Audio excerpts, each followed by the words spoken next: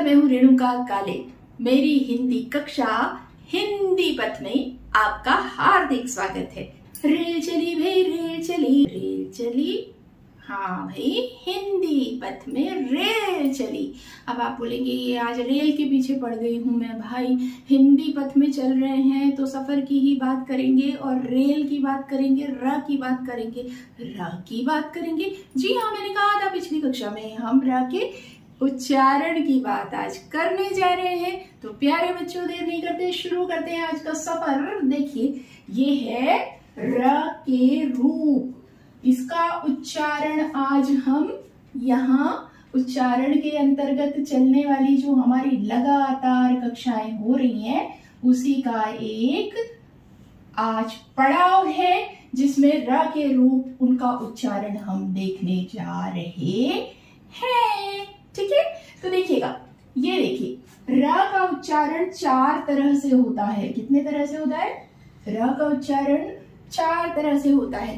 देखिए, र जो है एक व्यंजन है, जो र और जैसा कि आप जानते हैं स्वर और व्यंजन के साथ स्वर मिलता है तो वो पूरा अक्षर बनता है।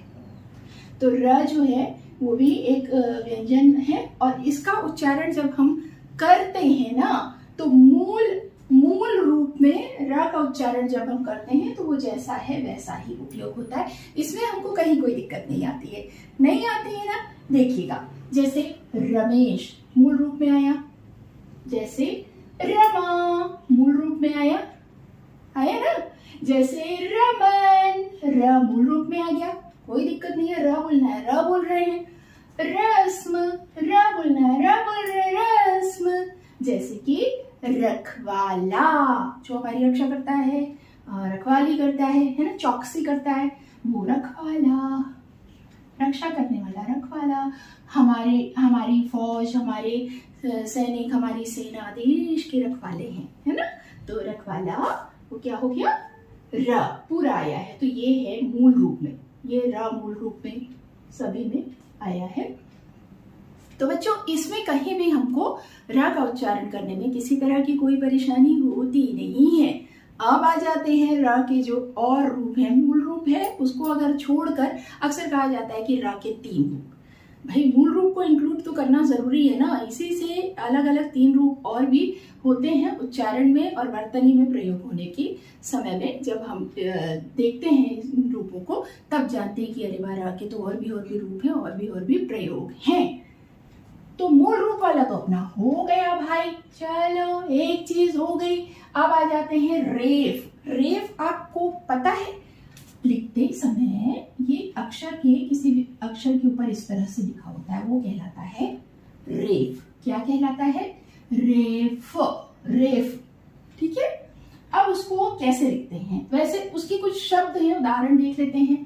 पर्व है, कार्य है, फर्क, ठीक है, ऊपर आ रहा है सब। तर्क, कर्ज, आशीर्वाद आया। अब ये रेफ जो है, इसको लिखने का, उच्चारित करने का भी तरीका है। ये रेफ जो होता है उस अक्षर के ऊपर लगाया जाता है, जिस अक्षर के ऊपर लगाया जाता है उसके ठीक पहले उसका उच्चारण होता है। जैसे ये पा है, इसको अलग कर देते हैं। वह है, वह के ऊपर लगा है तो ये वह के पहले आधा र के जैसा उच्चारण होगा, पूरा नहीं बोलेंगे, लगभग ऐसा उच्चारण होगा कि ये र और ये व जुड़ा हुआ सा महसूस हो। ठीक है, जैसे कि प आधा थोड़ा सा र बोलेंगे और व। याद रखिए, जो जिसके ऊपर लगा है वो बाद में बोलेंगे, र पहले आएगा।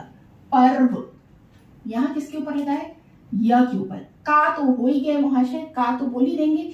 अब र थोड़ा सा इससे जुड़ कर आएगा, हल्का उच्चारण र का और ये आएगा। कार्य है ना, कार्य। यहाँ पे लगा दोगे तो गलत हो जाएगा। लगाना, जिस व्यंजन का उच्चारण आपको बाद में करना है, र पहले आना है, उसके ऊपर लगेगा। याद रखिए, ठीक है। ये समझ लीजिए कि व्यंजन ने र को सर पे बिठाया हुआ है। ठीक है, व्यंजन ने र को सर पे बिठाया हुआ है और पहले सर से उतारेगा, फिर वो ठीक से खड़ा होगा। समझ गए? पहले उस छोटे से र जो है, रेफ जो है, बच्चा जो है समझिए, उसको पहले वो उतारेगा फिर सीधे खड़ा होगा, ये याद रखिए। तो ये है, ये उतार दिया फिर ये खड़ा हुआ, इसको उतार दिया फिर ये खड़ा हुआ। पर्व, कार्य, कार्य, कार्य। अब ये देखिए का ने सिर पे रखा हुआ है बच्चे को, तो फ पहले बच्चे को उतारा र और क, फर्क। ये देखिए तर्क, कर्ज, आशीर्वाद, वाद ने बिठाया था, समझ गए है कि नहीं। कोई बच्चा है जिसको अपन लेकर घूम रहे हैं, है ना, उसको पहले अच्छे से व्यवस्थित रख देंगे, तुम पहले आ जाओ फिर हम खड़े होते हैं तुम्हारे बाजू में, है ना। तो ऐसे याद रखिएगा। तो रेफ आपको कहाँ लगाना है, कोई कंफ्यूजन होगा नहीं, ठीक है। ये हो गए र के उच्चारण में प्रयोग होने वाले और वर्तनी में प्रयोग होने वाले दो रूप, एक तो मूल रूप और एक रेफ। अब आ जाते हैं पाई वाले व्यंजन के साथ। अब पाई आ गई है, मैंने कहा था पाई आएगी, बड़े ठाट से आएगी, और जब जब आएगी हमें उनका स्वागत करना है, क्योंकि हम उनसे परिचित हैं। ऐसे नहीं खड़े रहेंगे कि हम तो आपको नहीं जानते, आप कौन हो, क्यों आई हो, है ना। तो पाई का हम वेलकम कर रहे हैं, स्वागत कर रहे हैं, क्योंकि हमको पता है कि पाई क्या होती है, खड़ी लाइन होती है पाई। अब देखिए पाई वाले व्यंजन के साथ, जहां जहां पाई वाले व्यंजन है उनके साथ कैसा प्रयोग होगा, र का ये इस तरह से एक तिरछी लाइन आएगी, पाई के साथ तिरछी लाइन आएगी। अब देख लेते हैं, ये क पाई वाला है, इसके साथ तिरछी लाइन इससे र जुड़ जाएगा, क्रम। प पाई वाला है, इसके साथ जुड़ गया प्रकाश, ये भी प है, प्रकार। सब्र, ब के साथ ये पाई वाला है, जुड़ गया सब्र। प्रश्न, प में फिर ये तिरछे होकर जुड़ेगा, और ये क, ये भी पाई फिर से आई है, ये आ गया क्रोध। क्रम, प्रकाश, प्रकार, सब्र, प्रश्न और क्रोध, ठीक है ना।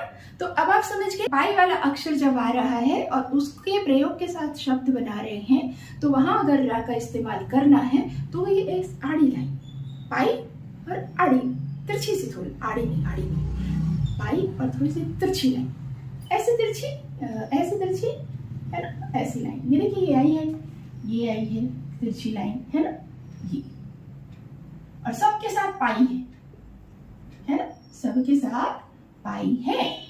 अब बिना पाई वाले व्यंजनों के साथ, बिना पाई वाले व्यंजन, तो उनके साथ इस तरह से रचना, एक संरचना जो बोल सकते, बनावट जो बोल सकते हैं रा लिखने की, वो इस तरह से होती है। जैसे राष्ट्र, ट है, इसमें पाई नहीं है, तो ये इस तरह का राष्ट्र। ड्रामा, ड में भी पाई नहीं है, इस तरह से।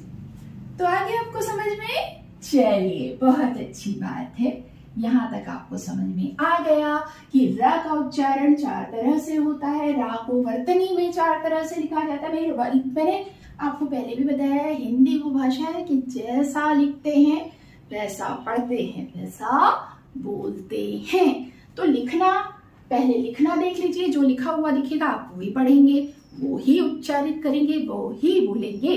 तो देखिए, है ना, ये उच्चारण के 4 प्रकार हैं या तरीके हैं बोलिए, या लिखने के वर्तनी के 4 तरीके हैं बोलिए, जो भी है एक ही चीज है, जैसा लिखेंगे वैसा पढ़ेंगे। अब आ जाते हैं, र और री में अंतर होता है क्या? होता है भाई, बिल्कुल होता है। देखिए ये है क आपको पता है व्यंजन, है ना, और इसमें अगर ये व्यंजन जुड़ गया र, है ना, तो ये दोनों जुड़कर क्या बन जाएगा, प में र जुड़ा तो क्र। अब इसके उदाहरण बता दीजिए, है ना, ये र और री में अंतर बता रही हूं।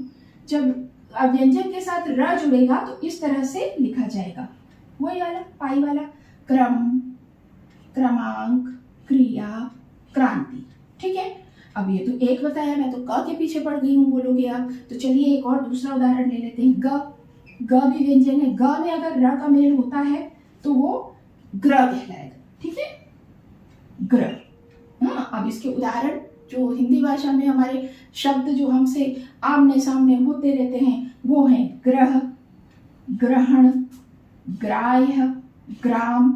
ऐसे तो बहुत लंबी लिस्ट है। मैं एक उदाहरण दे रही हूँ, अब आप सोचते जाएंगे तो आपको ऐसे बहुत से शब्द मिलेंगे जिसमें इस तरह से क्र, ग्र, ये जो है रा के मेल से का मेल, रा का मेल क्र, गा में रा का मेल ग्र। तो ये हो गया रा का प्रयोग।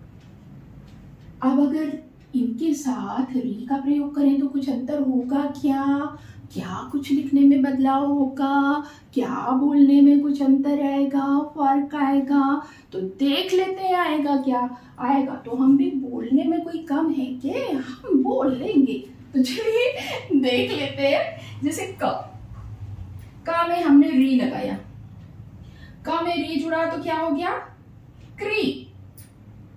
ठीक है, अभी र लगा रहे थे, अब री आपको पता है कि स्वर है। आप बोलेंगे ये तो मैंने थोड़ा सा ऐसा लिखा था, ये री है ना। अब री ऋषि जो है ये स्वर है ना। अब का में री लग गया तो क्री हो जाएगा। अब क्री का कोई इस्तेमाल है भाषा में? हाँ जी है, बहुत सारे शब्द हैं, जैसे कृषि, जैसे कृपा, जैसे कृष्ण, जैसे कृपाण, कृपालु, कृतार्थ। मैं बहुत कृतार्थ हूँ मेरे हिंदी पद के पथिकों कि आप मेरे हमसफर बने। समझिए, कृतार्थ यानी कृतज्ञ होता है ना, उसी से कृतार्थ। चलिए, सा और री। अब सा और री का क्या हो जाएगा? श्री, है ना। सा में री जुड़ा तो श्री। अब क्या श्री का कोई इस्तेमाल होता है भाई? हाँ जी होता है भाई।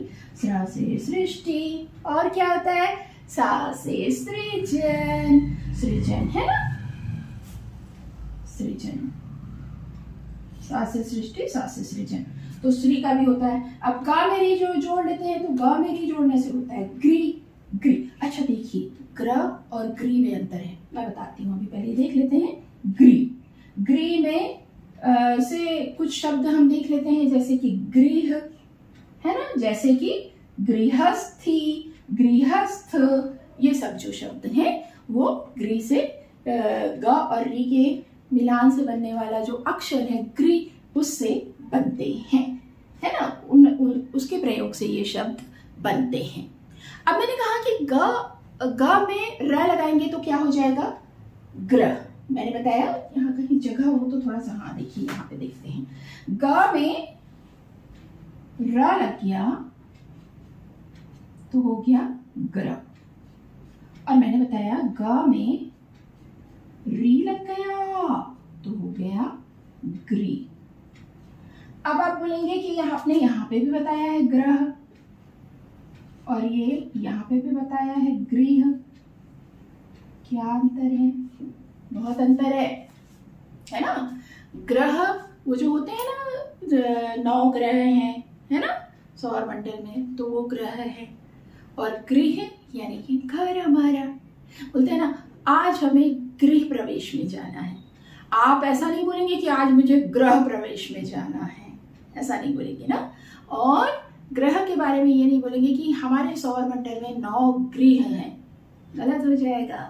तो देखिए मैंने कहा ना, जरा सावधानी हटी दुर्घटना घटी। तो इसलिए हमें बहुत बहुत ध्यान से ये समझना होता है कि कहाँ पे हमें क्या लिखना है, कैसे लिखना है, वर्तनी क्या होगी, उच्चारण क्या होगा। वर्तनी जैसे उच्चारण वैसा। वर्तनी सही लिखेंगे, उच्चारण सही करेंगे। अगर लिखने में गलती की तो उच्चारण, अगर पढ़ने वाला गलत कर रहा है तो उसका दोष नहीं है, लिखा ही गलत है तो वो पढ़ गलत रहा है, क्योंकि उसको पता है कि हिंदी जैसी लिखी होती है वैसी पढ़ी जाती है ना। तो वो इस आधार पे हम ये ध्यान रखें कि ये ग्रह और गृह का अंतर क्या है। ग्रह बोल देंगे तो वो क्या है, सौर मंडल में जो हमारे ग्रह हैं उनसे मतलब है। गृह बोल देंगे तो हमारे घर से मतलब है ना। इसी तरह से और दूसरे शब्दों में आप कृपालु नहीं बोलेंगे, ईश्वर आप बड़े कृपालु हैं ना, आने की कृपा कीजिए ना, आप बड़े कृपालु हैं प्रभु, मेरे घर आने की कृपा कीजिए, ये सही है। एक दूसरे की जगह पे अगर रख देंगे तो हो जाएगी गड़बड़, ठीक है। और कृष्ण, कृष्ण नहीं बोलेंगे, कृष्ण बोलेंगे। है ना। कृषि नहीं बोलेंगे, कृषि बोलेंगे। हालांकि बोलने वाले बोल देते हैं, फ्लो में बोल देते हैं, या उसके एक बारीक से अंतर को नहीं समझ पाते, बोलते हैं, सोचते होंगे कि चलो क्या होता है, ऐसा भी बोल दिए तो सुनने वाला भी समझ ही लेता है बोल क्या रहे हैं। लेकिन वो अगर अच्छा जानकार है उच्चारण का, वर्तनी का, तो वो समझ जाता है कि ये उच्चारण में गलती हो गई है यहाँ पर। तो हमें ऐसा किसी को मौका देना नहीं है। हम क्यों गलती करें, हमने अब जब जान लिया है तो अगर ऐसा कुछ गलती से हो जाता था उसको सुधार लेंगे। तो चलिए आज के लिए बस इतना ही। अगली कक्षा होने वाली है नुक्ते की, और मुझे नहीं लगता कि नुक्ता इतना विस्तार से समझाने वाली बात है कि एक क्लास में होगा। अगर हो जाता है तो ठीक है, नहीं तो नुक्ते के लिए 2 क्लास के लिए तैयार रहिएगा। आप जब इस हिंदी पथ में नुक्ते की टिकट लेकर चढ़ेंगे ना तो थोड़ा सा टाइम लेकर चढ़िएगा, क्योंकि पता है हो सकता है कि आप अगले स्टेशन पर अपने आप को नुक्ता का सफर पूरा करके खड़ा हुआ पाए, या हो सकता है कि पिक्चर अभी बाकी है मेरे दोस्त वाले अंदाज में आपको अपना सफर थोड़ा और आगे बढ़ाना पड़े। बहरहाल चलिए आज के लिए इतना ही। हिंदी पद से इजाजत दीजिए अपनी काले मैम को। मिलते हैं अगले सफर में, तब तक के लिए स्वस्थ रहिए, मस्त रहिए और दीजिए मुझे इजाजत। नमस्कार।